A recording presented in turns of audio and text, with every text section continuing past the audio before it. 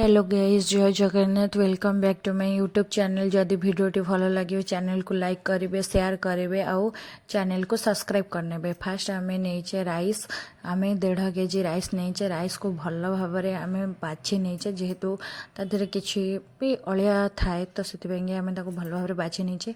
बाछि सारापर से आम कौन करचे ना वाटर ऐड करचे।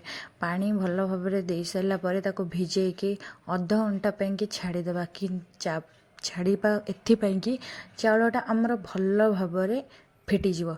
तो सेतिपाई आम भेजिटेबल नहींचे पियाज संडा आमर हूँ बीन्स गाजर ये सब नहीं सारी। तापर पानी के भल भाव पानीटा फुटीगला से आम लुण हाल्का लुण आउ रिफाइन तेल दबा, कहीं आमर हांडी राइस लगे ना। तो आम जो अध घंटा कि चाउल भिजेक रखी आप देखा तो चाउलटा टी लंबा हो जाए। आम पानीटा भल से फुटीगला तेल और लुण दे सारापर आम राइस को भल भाव तादेह छाणी पकईदेवा, टी चलईदेवा। चलई सारापर घोड़ेदेवा। आम फ्राए राइस बनवाई भेजिटेबल फ्राए राइस बनवाई देखो सरू सरू काटिकी आम रखीचे कैप्सिकम, पियाज संडा, पियाज, कंचा लंका, सुखिला लंका, जीरा, ग्रीन मटर आउ ता सहित हूँ बीन्स गाजर ये सब काटिकी रखीचे। ता सहित आम ड्राई फ्रुट्स रखीचे, काजू आउ किसमिस। आपण चाहिए भी ड्राई फ्रुट्स दे पारिबे। तो कढ़ी तेल नहीं कि आम सबू परिवा को हाल्का करके भाजी नवा, बेसे करके केबे भी भाजवा नहीं, कारण बेसे कर भाजिले आउ तार स्वाद रहिबो नहीं। देखंतु बीन्स को फास्ट मु हाल्का करके भाजीची, तापरे मु गाजर पकेइची। गाजर पूरा परिवा सरू सरू करके काटिबे मु कहूची, काहेकि ना मोटा करके काटिले परिवाटा सिजिबनी और भल लागिबनी। तो सबू जिनस को हाल्का करी भाजी सारा परे काजू किसमिस को मध्य भाजिकी साइड रे रखिदेबे। तापरे कैप्सिकम पकेबे, कैप्सिकम को मध्य हाल्का जस्ट पकेबे तो उठेबे। देखो आमर राइसटा अलरेडी होकर रही जाइए, जेहेतु मुझे छाणी रखी।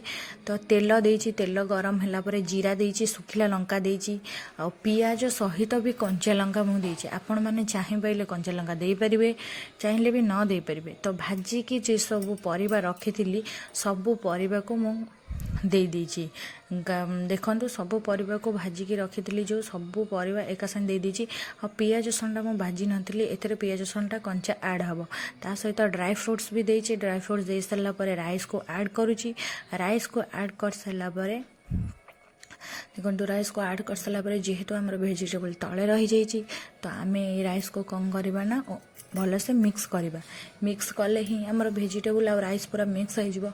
मिक्स हो सारा परे देखो मुझे भल भाव मिक्स करुची।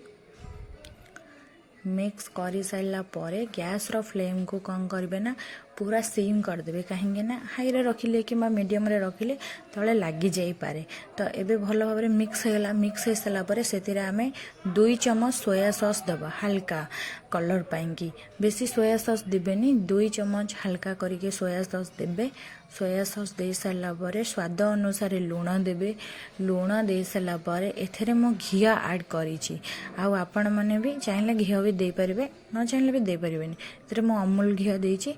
तापरे काटी थिबा पुदीना और धनिया पत्र को एका संगे ऐड करछि। देखंतु पुदीना और धनिया पत्र को एका संगे ऐड करछि।